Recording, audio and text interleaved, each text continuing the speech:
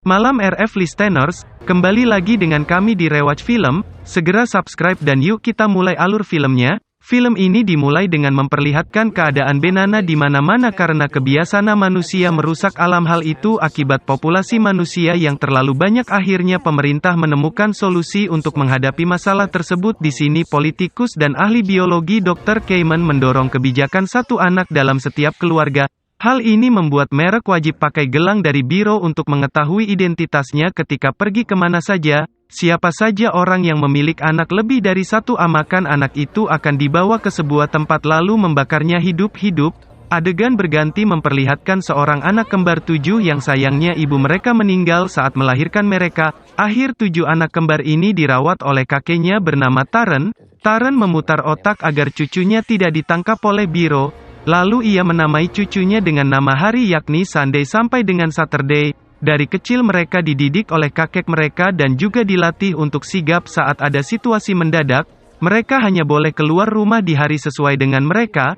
Mereka juga hanya mempunyai satu identitas yakni Karen Sedman. Namun suatu hari Thursday merasa bosan dan keluar rumah tidak sesuai dengan jadwalnya hanya untuk bermain skateboard. Namun saat pulang ia mengalami kecelakaan yang menyebabkan satu jarinya putus. Alhasil Taran memotong satu jari cucunya yang lain agar identitas mereka tidak terbongkar. 30 tahun kemudian mereka sudah dewasa, di mana Monday esok harus presentasi demi promosi jabatannya di bank. Di lift dia bertemu dengan Jerry yang berusaha mengancam Monday. Malam harinya Monday tidak pulang ke apartemen dan membuat saudaranya khawatir. Hal itu membuat 6 saudaranya berencana untuk mencari tahu apa yang terjadi. Esok harinya Tuesday menyelidiki di mana keberadaan Monday.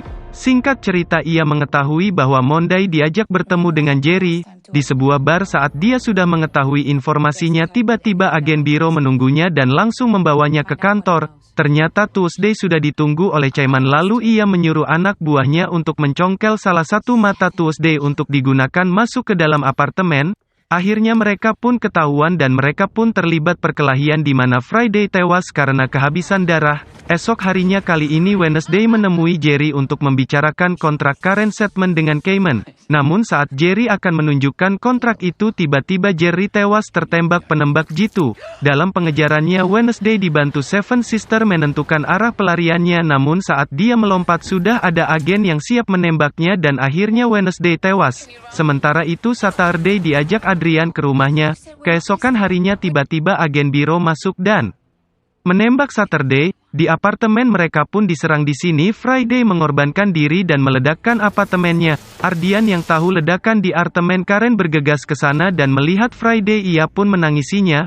Ardian kembali ke mobilnya yang ternyata di sana sudah ada Thursday dan menceritakan Seven Sister kepada Adrian. Mendengar hal itu Adrian membantu Thursday untuk menyelinap ke biro. Petugas di sana mengira bahwa jasad yang terbakar itu adalah Friday, namun itu bukanlah jasad Friday melainkan Thursday yang sedang menyamar. Di luar tempat itu Thursday dan Adrian bergegas menuju Monday dan ternyata itu bukanlah Monday melainkan Tuesday yang masih hidup. Sementara Monday bertemu dengan Cayman membicarakan kontrak waktu itu, Thursday dan Adrian pergi menuju ruang server untuk mengupload video pembakaran anak ilegal. Terjadi perkelahian di sana namun Adrian berhasil mengalahkan semuanya. Sementara itu di toilet tidak sengaja Monday dan Thursday bertemu. Di sana Monday mengaku bahwa ia berubah karena jatuh cinta dengan Adrian. Hal itu membuat Thursday geram dan mengakibatkan perkelahian di antara mereka berdua. Namun tanpa sengaja Monday tertembak dengan pistolnya sendiri. Cayman yang sedang pidato dikejutkan video pembakaran anak ilegal. Semua orang pun terkejut melihatnya. Kemudian Cayman menghampiri Thursday dan mencoba membunuhnya. Namun tiba-tiba Monday datang mengacungkan pistol ke arah Cayman. Agen biro pun ingin menembaknya namun dihentikan oleh Adrian. Monday yang sedang sekarat memberitahukan Thursday untuk menjaga bayinya. Akhirnya kebijak yang dibuat Cayman dihapus dan Cayman pun dihukum mati.